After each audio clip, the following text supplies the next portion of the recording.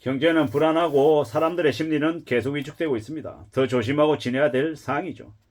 더욱더 보수적으로 살 필요가 있습니다. 지금은 나라가 더욱더 혼란 속에 머물고 있습니다. 무서운 일이 계속 벌어지고 있죠. 그런데도 지금도 빚을 내는 정신 나간 인간들이 있습니다. 참 겁없는 이들입니다. 근데 그들의 인생 결론은 정해져 있습니다. 몰락하고 망하고 주민등록 말소자, 신용불량자, 채무불이행자가 되는 거죠. 왜 그들이 그렇게 되겠습니까?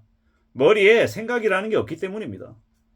부자가 되겠다, 여유롭게 살겠다, 폼나게 살겠다라는 그냥 겁먹던 생각밖에 없고, 내가 땀 흘리고 노력하고 힘든 일 해가지고 돈 벌겠다는 생각이 없습니다.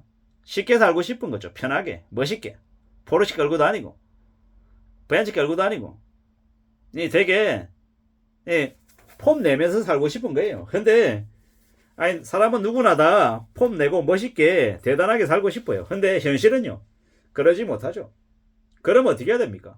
현실을 인정하고 내가 어떻게 살지 내 모습을 정해놔야 되는 거죠. 근데 사람들은 전부 다 자신이 주연 배우가 되고 싶고 주인공이 되고 싶어 하지 누가 엑스트라가 되고 싶습니까? 근데 냉정하게 따져봐야 되는 겁니다. 불편하고 싫지만 내가 지금 현재 엑스트라 배역에 만족하고 그 엑스트라 역할을 정말 열심히 하고 좀 더 나은 배역을 따기 위해서 애쓸지, 아니면 저거는 주연도 아니고 조연도 아니야, 내가 감히 저런 나에게 어떻게 이런 허드렛 일을 맡겨, 나는 이런 일 할 사람이 아니야 하고 안 해버리면 영영 기회는 없는 거죠. 세상에 누가 시작하자마자 주연 배우입니까? 밑바닥부터 시작하고 하나씩 둘씩 다져나가야 내공이 쌓여야 흔들리지 않는 겁니다. 갑자기 혜성같이 나타났다 혜성같이 사라지는 이들이 되게 많죠. 아주 어린 나이에 운 좋게 갑자기 떴어요. 스포트라이트를 되게 많이 받아요. 그러면 착각하는 거죠. 자신의 인기가 영원할 것처럼, 자신이 연기를 잘해서 이제 돈을 많이 번다고 착각하는 거예요. 근데 시간이 지나면 사람들이 있거든요.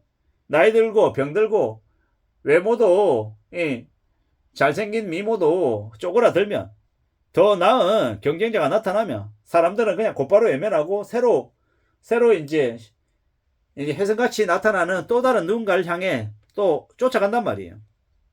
근데 그럴 때 그런 이제 상황들을 보며 내가 얼마나 열심히 했는데 나를 이렇게 대접한다고 용납이 안 돼, 나는 다시 그 인기를 얻기 위해서 노력할 거야, 이게 아니라 용납이 안 된다, 감히 나를 이렇게 대접한다고 라고 얘기하면서 자포자기하고 술 처먹고 담배 피고 마약하고 이러면요, 이제 그냥 인생이 나락으로 떨어지는 거죠. 되려 잘 나갈 때 더 조심해야 된다는 이야기를 많이 합니다. 안 나가고 힘들고 어려울 때는요, 정말 힘들고 어려워서 진짜 나쁜 생각을 먹기도 하지만 그래도 힘들고 어려울 때는 더 큰 사고나 더 큰 충격이 오지는 않는다고 합니다. 왜냐? 이미 일상 속에서 아주 작은 충격들을 감내하며 살고 있기 때문에 나도 모르는 사이에 나의 내공이 축적이 되고 있는 거예요. 물론 포기하지 않는다라고 하면 그 축적된 내공이 어느 시점에는 에너지를 발휘하죠. 그리고 개고생해서 5년, 10년, 20년 쌓아놓은 이후에 뭔가 자리를 얻으면, 인기를 얻으면 그 인기가 오래 지속이 되더라는 겁니다. 그런 이야기를 저는 좋아합니다. 연예인들 중에서, 연기자들 중에서 박미선, 되게 잘 나가는 것 같지도 않고 이 소리 소문 없이 오래 롱런하는 스타일입니다. 박미선 개그맨 출신이죠.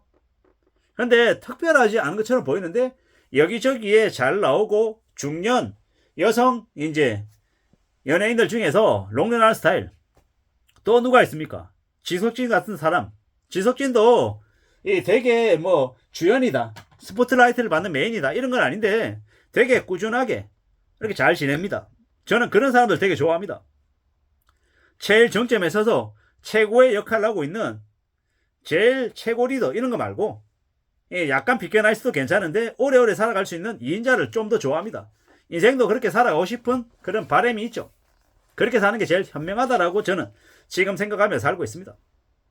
우리가 살아가는 삶을 잘 좀 생각해 볼 필요가 있는 것 같습니다.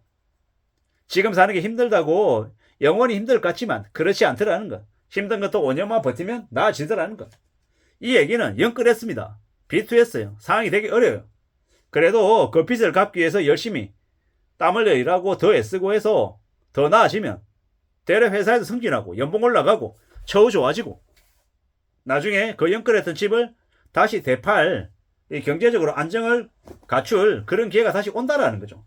견디면, 참고 견디고 노력하면.